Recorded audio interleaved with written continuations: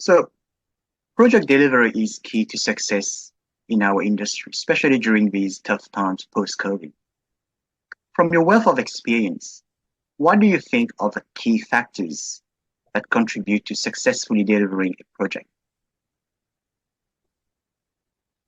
Okay, so I'm going to take a step back from the construction, the delivery side, and start from a development point of view where profit and outcomes are usually made.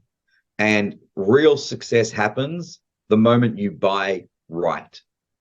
Okay, so once you have bought a site with the wrong assumptions and you are then scrambling to try and make this acceptable return, chances are you're going to make it worse by scrambling, right? So what do I mean by that?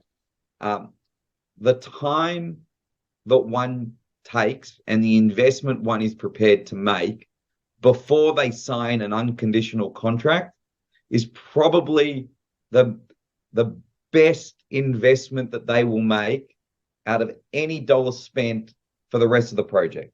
So even if it costs $30,000, $40,000, it's significantly cheaper than losing $1 million on the back end, or even having to borrow $2 million of additional equity than you thought you might need, costing you 15% or more per annum, which is well more than the DD.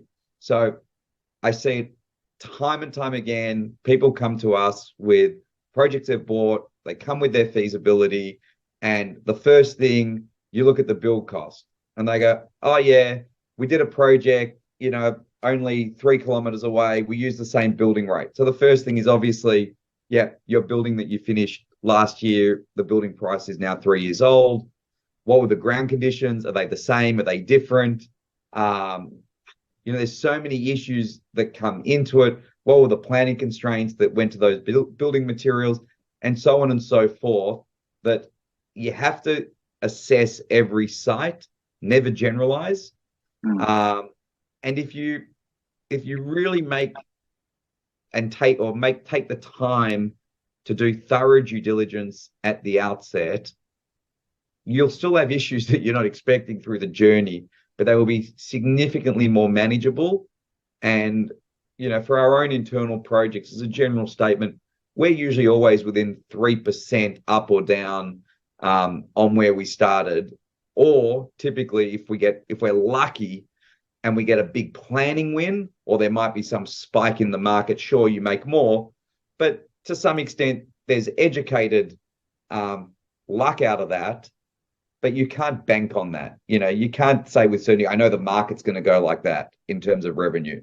And you can't say with certainty, I know I'm going to beat the planning regulations and get 4 more stories. You might believe it's possible. You shouldn't buy on the hope that you're going to go against the planning scheme.